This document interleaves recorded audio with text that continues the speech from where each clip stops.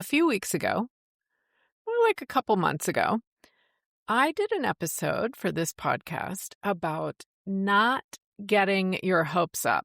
And in fact, the opposite of that, just freaking getting your hopes up. And there has been quite a response to that episode. I am amazed. So it's time to do a little follow through. We know now that getting our hopes up is the healthy way to go about it. So what happens if the hard thing still happens anyway? Welcome to Mind Your Midlife, your go-to resource for confidence and success, one thought at a time. Unlike most advice out there, we believe that simply telling you to believe in yourself or change your habits isn't enough to wake up excited about life or feel truly confident in your body. Each week, you'll gain actionable strategies and, oh my goodness, powerful insights to stop feeling stuck and start loving your midlife. This is the Mind Your Midlife podcast. Before we get started, again, make sure you have headed over to Substack and checked out Mind Your Midlife. You can go to the link down in the show notes. It's just mindyourmidlife.substack.com through the end of July. Annual subscriptions are 20% off. I'm so humbled by those of you that are supporting the podcast in this way, are wanting to hang with me.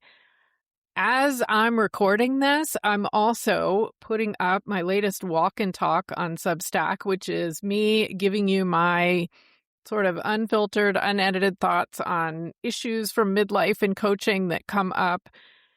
And of course, as you probably are aware, you get the ad-free video, if you want it, versions of this podcast over there as well.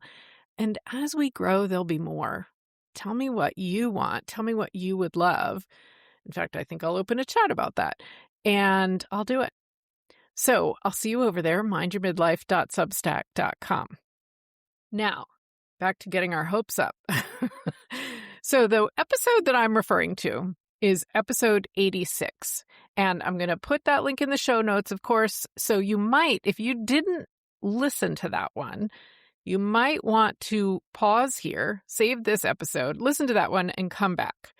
Or maybe you listen to this one and then you listen to that one. Don't overcomplicate your life, right? Just remember episode 86. That episode was about this saying, and there's various forms of it, but the one that I think most of us recognize is don't get your hopes up. As in, don't get too excited because, oh no, what if it doesn't happen? You might be disappointed. And I spent that episode helping you and reminding me to learn that if we lower our expectations like that, we don't get our hopes up to protect ourselves, it doesn't actually prevent the disappointment. It just means we have to experience the pain twice. We experience the pain or the disappointment as we initially lower our expectations. And then if the bad thing happens, now we got to do it again. So I want you to listen to that because I gave you some tactics and I explained a little bit further that this is not a flaw. This is kind of how our brains are wired. So episode 86, make sure you listen to it. However, what I'm hearing from so many listeners to that episode is, well, what happens if there's no good option in a situation? And I know the bad thing is coming, or the bad thing does come. There's no way out. Why would I ever get my hopes up? I'm doing air quotes. So this is what we need to talk about, because what happens when you are wanting to get your hopes up, you're wanting to live like this and look forward to things, but the bad things are coming and there's no way out. So midlife can bring that, right? I'm going to tell you a story about my recent experience. It's going on now. This happens. There are things that are coming or happening now or have happened that do not have a happy conclusion. And when I say that, I'm sure you're probably thinking about aging parents. And maybe it's not parents, it could be anyone in the older generation or sadly in our generation. I definitely know friends from college who've lost their husbands, various things like that. So there are things happening and things that will happen that are heavy situations. There's no happy ending, really. There's not this tie a bow on it, solve it solution that we can look forward to. We recognize that. And that's what I want to talk about today, because it feels like a natural sort of part 2 from the previous version. What's going on with me right now is my mom has a chronic disease.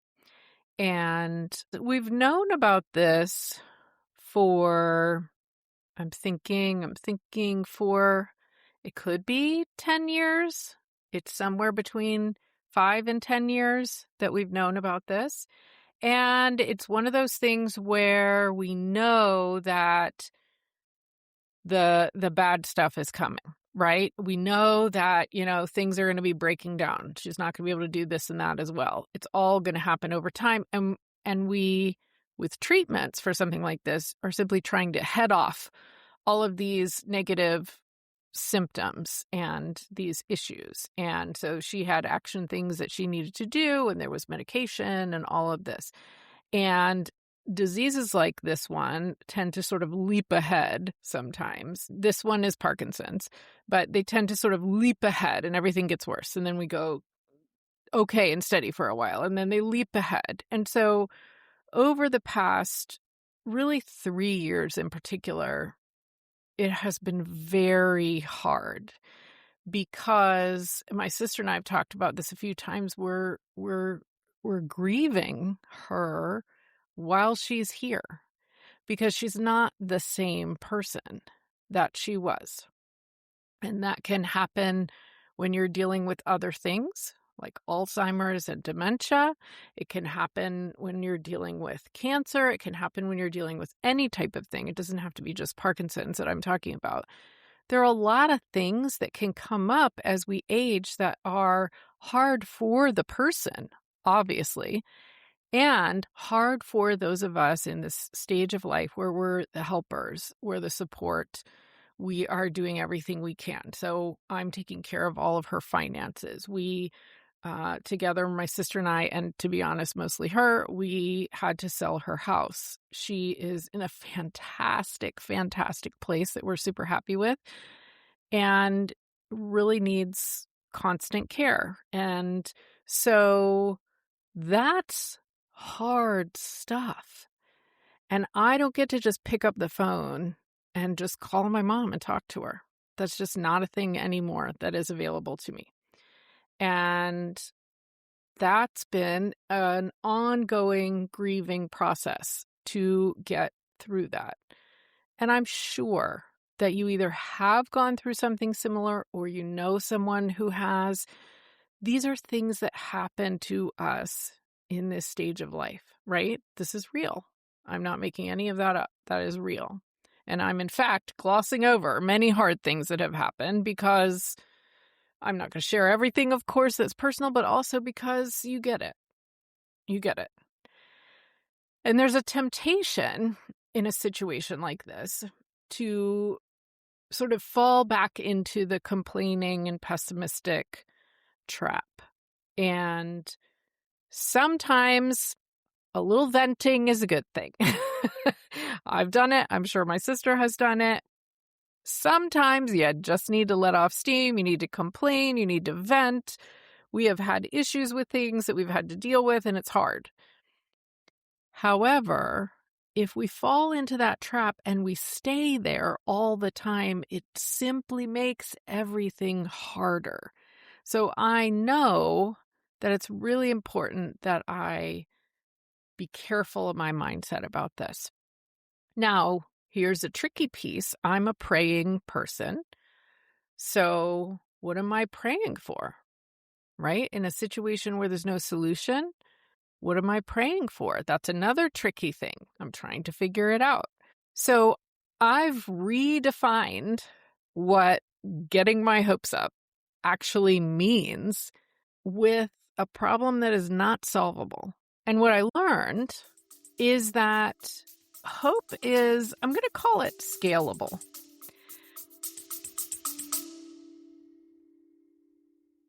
Let's pause for a quick second because I want to let you in on how I start every single morning. At this stage of life, I absolutely refuse to deal with a 20-step morning routine. You have heard me say that. I just want to feel my best. For more than 2 years, my non-negotiable has been this one simple duo. It easily checks off my daily veggies, probiotics, vegan collagen builder, all at once. And it gives me great, clean energy. And I literally never travel without it. If you want to streamline your mornings with healthy habits, check out the Green Synergy Elixir and Energy Fizz Duo over at CherylPFisher.com/greens. So there's not a magic fix in a situation. In this situation I'm describing, and maybe in a situation that you're in right now. There's not a magic fix. There's not a, this is the good way it's going to turn out, and this is the way I don't want. There's no good way. If that's not possible, you can still sort of scale the things you look forward to and scale the things you hope for. Maybe it's a really good afternoon with that person. Maybe it's a good medical report for now, for this period of time. Maybe it's just laughing like crazy at something ridiculous and doing it together and savoring those moments. And I will say this, there were a couple of things I really wanted to say to my mom while she could still hear me and understand, and I got to do that. And that will be with me forever. I'm so thankful for that. So there are little pieces that we can get our hopes up about. Now, am I going to be dancing around super excited about those little things? Well, it's okay if you're not. And for our mental health, for our heart health, for our nervous system, finding those little pieces, the good afternoon, the day with less pain, the moment of laughter, the good visit, the good report, wow, it makes a difference. It makes a difference for you as the person who is the helper, the family, the observer, and it makes a difference for the person who is going through this, especially if you remind them and you reminisce about, remember last time when I visited and we were laughing our heads off about the color of the picture or whatever. Oh my gosh, laughter is so powerful. This is a little aside sort of, but the strongest memories I have from growing up when I was a child with my parents are when we were just truly laughing our heads off. There are 3 I can think of off the top of my head. 2 happened to occur in a restaurant, and I'm sure we were making a menace of ourselves. One was when we were on a car trip and stopping for gas, and I just love to think back at those. And if I think about my kids growing up and the 4 of us as a family, I could think of things like that too. Just laughter is so powerful. Find it when you can. Okay, so you're processing pain in these situations, and the key here is to build resilience, because maybe it's just a slight shift of this idea of getting our hopes up. Maybe we're not cheerleader happy, yet the key is resilience, because resilience means we're coming back, we're coming up, we're hanging in there. And I'm in fact going to give you a definition of resilience from the Being Profile assessment, which is what I use with my coaching clients initially when we start coaching. And if you haven't heard me talk about the Being Profile before, what it does is goes through various ways of being and moods that impact those ways of being to help us see how we're showing up in the world, how we're interpreting things that are happening to us, and how we're taking action. And one of the secondary ways of being is resilience. So let me tell you how it's defined. Resilience is a quality that enables you to bounce back to your original form or even stronger when circumstances in life knock you down. You consistently leverage setbacks to adjust and learn while finding a way to rise up and continue forward rather than letting difficulties or failure overcome you and drain your resolve. And what we find out in the being profile is we find out right now in this phase of life, do we have a healthy relationship with resilience, or is it a bit less healthy? And at the time I did my assessment, because I'm looking at mine at the moment, I had quite a healthy relationship with resilience. And interestingly, I see sort of mid-level 50-50 or healthy with most of the midlife women I've coached. And I find that interesting because I think maybe we do learn resilience as we go through life. If you've lived for 40 or 50 years, you have had things you have had to get through.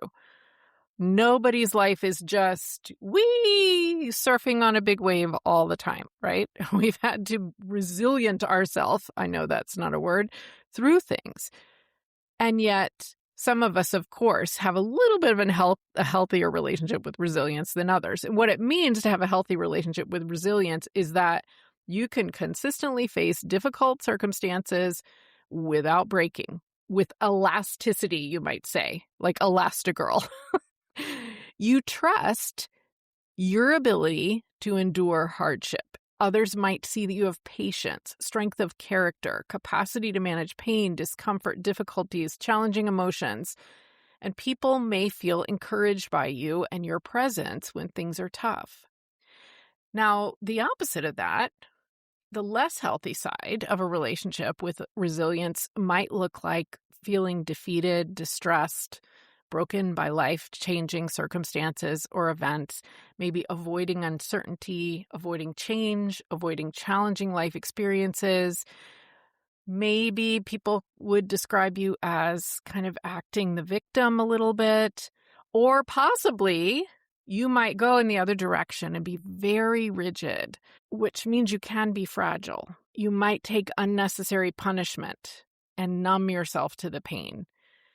So there are a lot of ways that we can sort of break down in how we use and feel resilience in our lives. And that healthy version is making it through the hard stuff, finding a way to rise up instead of letting the difficulties or the failure overcome you and drag you down. And wouldn't it be nice if we didn't have to have the difficulty and the failure that starts to want to drag us down? But that's not reality. We're going to have hard things. And you've probably heard, I can do hard things. We can do hard things. That's resilience. We're getting through it and we're not backing down. So that's part of getting your hopes up, I say.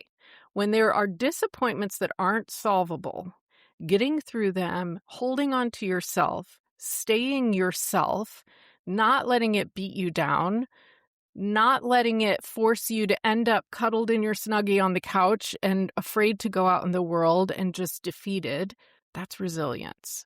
And we can do it. So here's where I want to be careful, because I'm going to use the word damaging. That seems like a severe word. It's not healthy, even to the extent of damaging. If I were to tell you, or if anyone else is telling you, just get back up. Just get back out there. Just imagine the good. Imagine the good. Get back out there. It's not healthy to ignore the emotions that are coming when you're having these hard times. It's not. You're going to pack that emotion down into your body. It's going to create physical symptoms, and that could be stomach aches. It could be sore neck, sore shoulders, stiffness. It could be headaches. It could be illnesses because your immune system is compromised.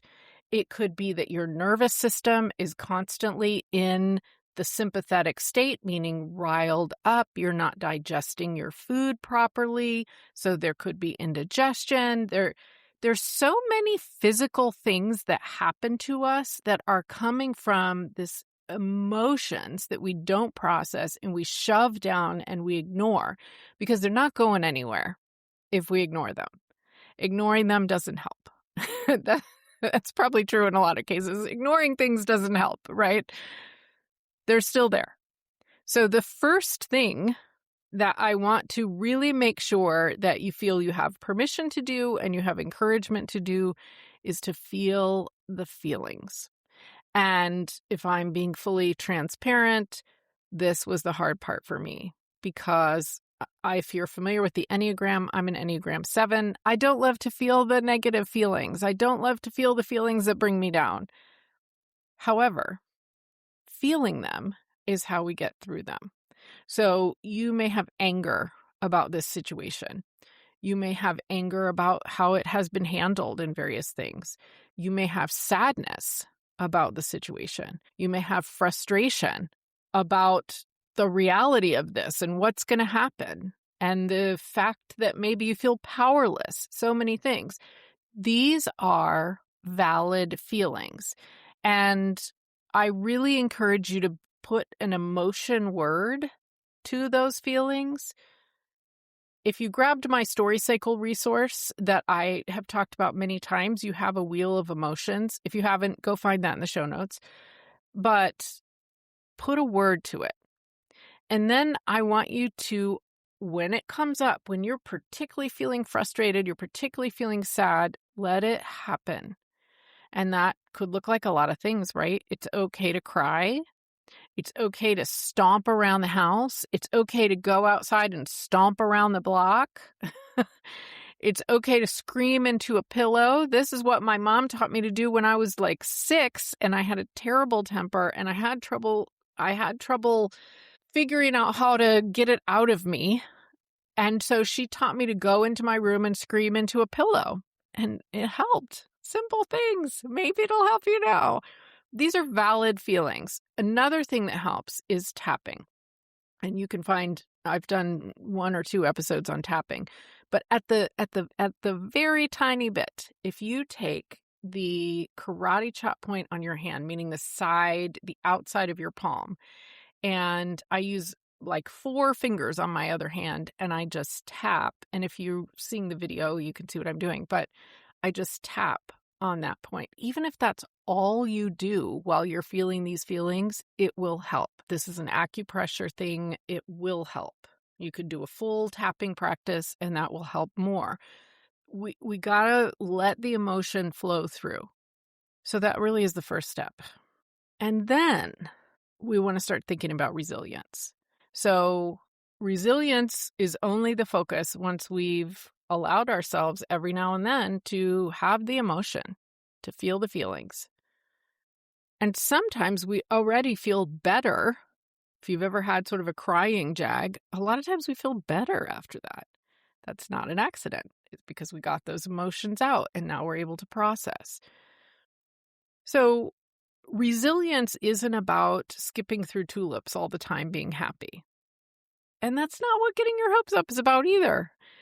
It's about processing the pain when it happens and then moving forward and looking forward and finding something that you can look forward to, look up to, I might almost say, because we want something a little better, even if it's a day, even if it's a result, even if it's some small thing that you can look forward to and get your little baby hopes up about. That's resilience. Or maybe you've thought of some action you can take that'll make it just a little bit better for right now. That's resilience. You processed everything when you had the pain and the emotion, and now you can maybe look for a small thing and look for another small thing and look for another small thing instead of just continuing to torture yourself with these repressed emotions. So as I'm saying that, I am fully aware that I don't always do this in the best and most healthy way. I mean, this story I'm telling you, there's no good ending here, right? some days are really hard, and I have something else going on in my life that is also really hard at the same time.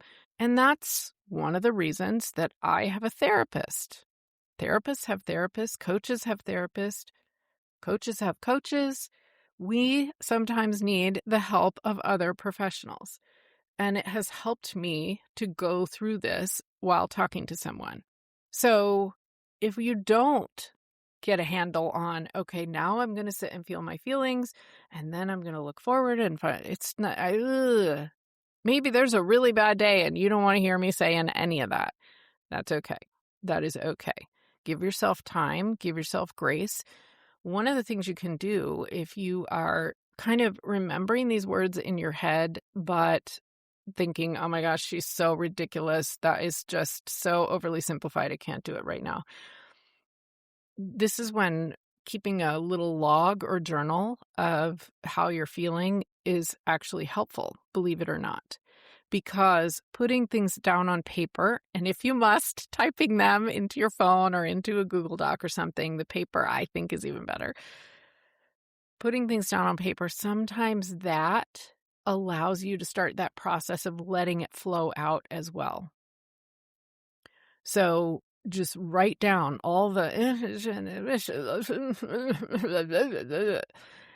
and then you can keep that paper if you want to, or you can just rip it up as in like visual, okay, I let it go. That's it.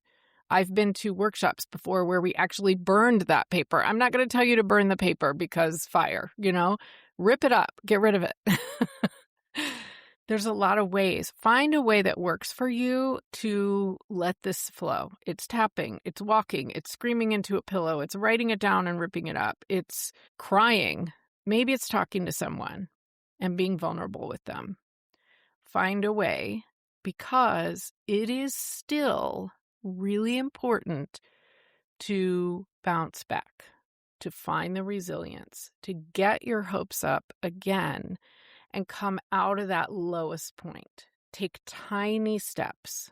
Maybe it's a little bit of gratitude. Maybe it's focusing on glimmers. What is it that when you've felt the emotion, you've gotten through it, after a phase of that, you're going to come into a phase where you do feel better. What is it that you can look forward to and get your hopes up about? Maybe it's something about this situation. You want the good or at least not bad medical report, or you want to, hear some tiny good news or spend a good visit or whatever. Maybe it's about something else going on in your life that is also okay. You can be grateful, and I might need to say this twice. You can be grateful or happy or excited about something else in your life, even when the hard things are happening. And it's healthy for you to be able to do that. So that's why I talk about glimmers, because glimmers are tiny moments of joy, tiny pieces of gratitude, and we can all find them anytime. I'm actually having, let's call it a glimmer right now, because as I'm taping, listen to me, as I'm recording this podcast, a thunderstorm is coming, and I thought I heard a little bit of thundering in the background, but then it hasn't been doing it. And so that's much better for the sound. How nice. I'm going to feel some appreciation for that. So the key to a glimmer is to notice it and to feel the good emotion about it. I always use the example of you're having your morning coffee and you just get your whatever you put in it, you get it just right and the flavor is just right and you just take a sip and it's amazing. Feel it. Just pause a second, a moment, and feel it. Because doing those things, looking for gratitude, looking for glimmers, realizing that good things can happen even while this hard thing is happening, is training your brain to look for more.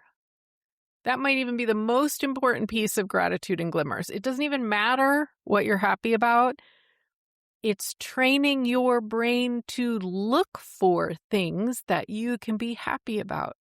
And as I said before, that I was going to say it twice, You are allowed, and I say encouraged, to find things to be grateful for and happy about, even in the middle of hard times, even in the middle of disappointment and sadness and anger and frustration. It's okay to sometimes feel happy. It's okay to take a break from that and look outside and see the trees blowing in the wind and feel grateful for that. It's okay to go and see your friends and have so much fun because it's healthy for you. And you need to be taking care of yourself so that you can be helping, supporting, going through the hard stuff with other people. So I have a freebie for you, a menu of self-care options. You can do the 1-minute version, the 5-minute version, the 30-minute version, whatever time you have, do it. Just go to CherylPFisher.com/self-care menu, grab it, pick something, send me a note on social media, tell me what you picked. It's really powerful. You need to be taking care of yourself. So please do get your hopes up. Please know that there are going to be things that don't have a good ending, no matter how hopey we get. And you can still throw in some resilience. You can still find the small things. And it's good to feel the feelings. It's good to feel the emotions. Find the small things, throw in that resilience. You can do it. Because even though there are hard things, I know this has been sort of a hard thing episode, midlife can still be an absolutely amazing time of life, right? Maybe you have more time to travel. Maybe you have gotten into a new hobby. I've done that. Maybe you have now these adult kids who are just amazing people that you love to spend time with. Maybe you, who knows what, right? This can be an absolutely amazing phase of life. Maybe you just simply don't care what other people think of you anymore, and that is quite freeing. So let's figure out the healthiest ways we can get through the hard parts so that we can have those good parts too. If you've been listening to this and you've been thinking that you would want to consider coaching, explore what that would look like, go to CherylPFisher.com/recharge, find out more. Let's set up a one-on-one and just chat about it. And if you are looking for a cozy space to connect with me and with other midlife women, come join the inner circle on Substack at mindyourmidlife.substack.com. It is the best way to support the show, get ad-free episodes of the podcast, and get all those unfiltered tips from me. And until next time, keep remembering, midlife is your time to take just a little bit better care of yourself on the outside and on the inside. Just a little bit more care makes a big difference.